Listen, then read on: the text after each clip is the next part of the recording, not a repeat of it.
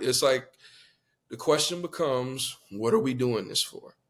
Right. And in no scenario where money is the root of it, does it ever, like in any scenario, has that ever ended well?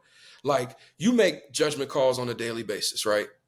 For in terms of, you're a serial entrepreneur, you have, fucking 10 times more experience than me, right? In this. So I totally get where you're coming from.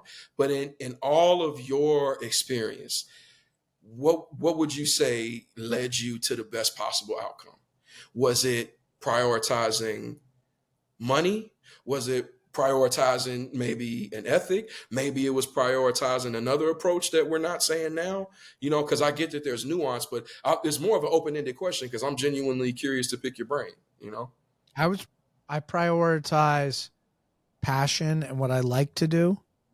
And then I know from being poor growing up and poor through college and all of that money is really important to Sure. freedom and the ability to do the things that you want and to continue to do the things that you want.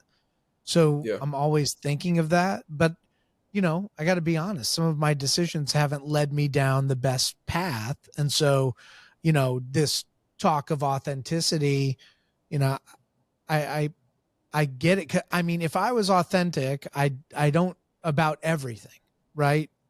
About what Yeah. I'm doing. I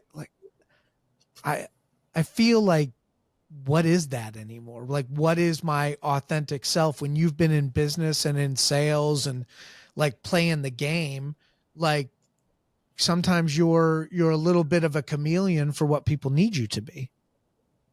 And I Sure. think that causes its own batch of issues.